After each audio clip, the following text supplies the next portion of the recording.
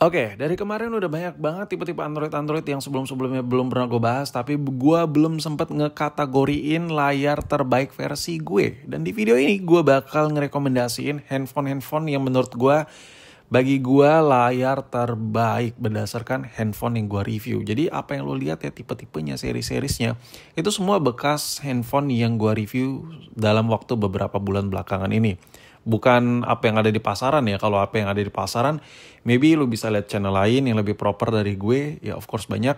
Dan lu bisa lihat artikel-artikel lain. Jadi intinya list-list yang lu lihat di sini adalah berdasarkan HP yang gue pakai dan berdasarkan rekomendasi gue dewek ya. Rekomendasi gue sendiri lah boy. Dan handphone yang gue bakal bahas, handphone yang gue pegang semuanya, detail speknya gue taruh di deskripsi. Jadi lu cek aja deskripsinya buat lu bingung, resolusinya bla bla bla semua gue taruh di deskripsi. Kalau gue ingat ya, gue taruh secara detail, intinya lo cek deskripsi juga.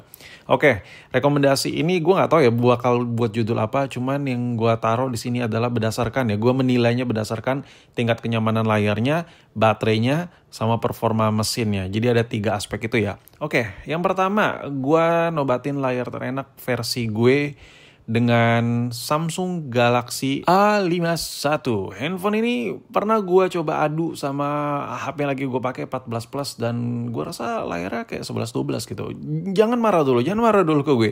Bang, lu gak ngotak kali bang, lu campur pula gitu HP murah meriah dengan si fleksi-fleksipan. Lalu otaknya ada gak? Emang gue gak punya otak, kadang buat video tuh kayak gak jelas gitu.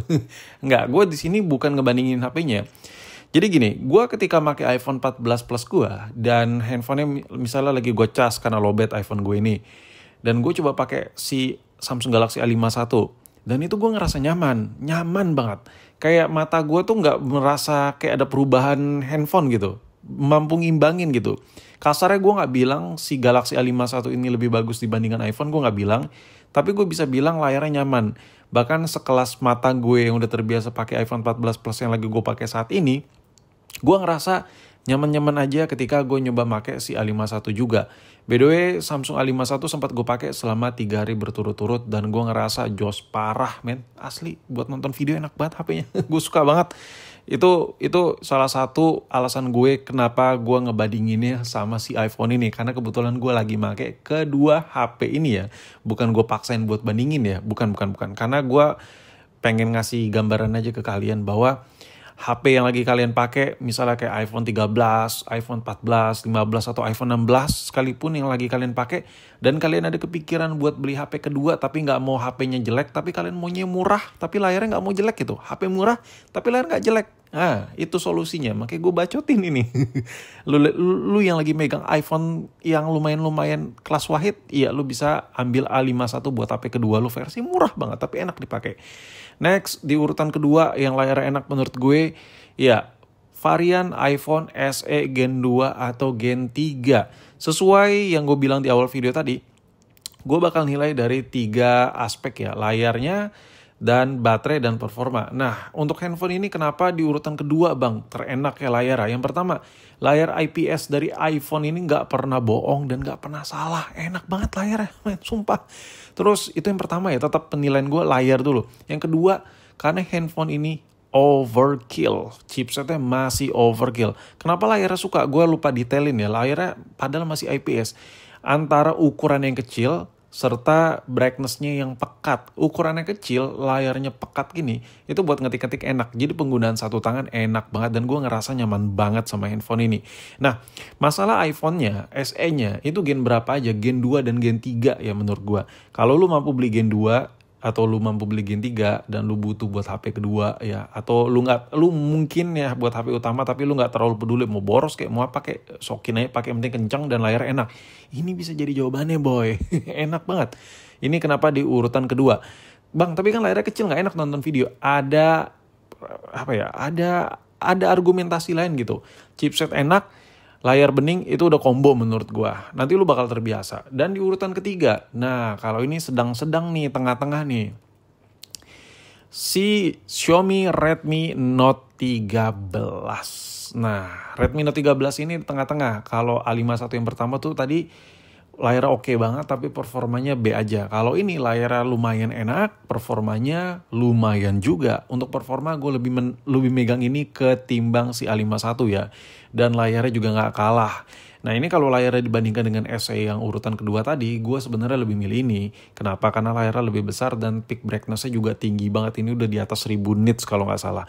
Dan yang paling penting ini udah AMOLED juga dan screen to body ratio-nya nggak sejelek iPhone SE yang masih ada dagu dan poni yang tebal karena ada home button-nya.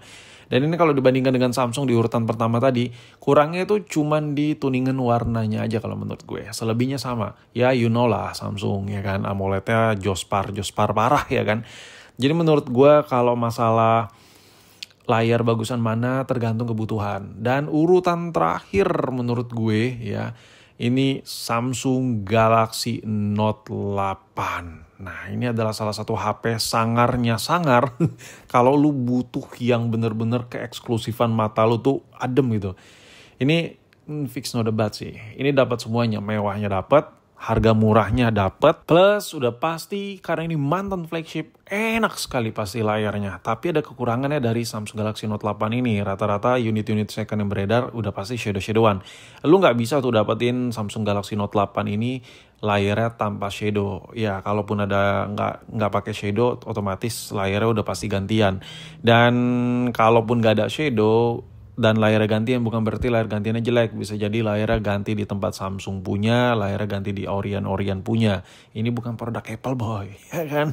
Masalah layar ori kecil gitu.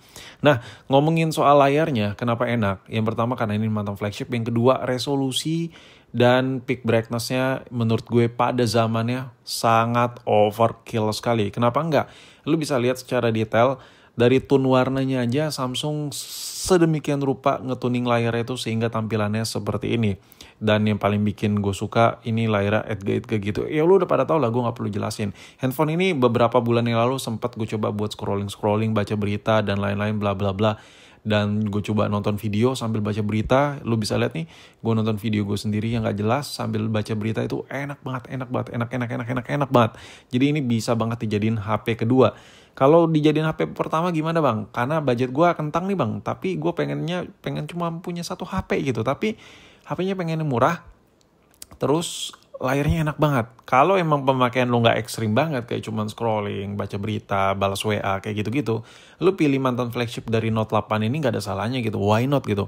Menurut gua di antara semua list tadi yang gua kasih lihat ke kalian, yang paling enak tuh memang si Samsung Galaxy Note 8. Cuman kalahnya di usia sama performa sama ya ketahanan baterai aja. Selebihnya ini kalau ngomongin layar tulento gitu, ini paling the best, paling juaranya.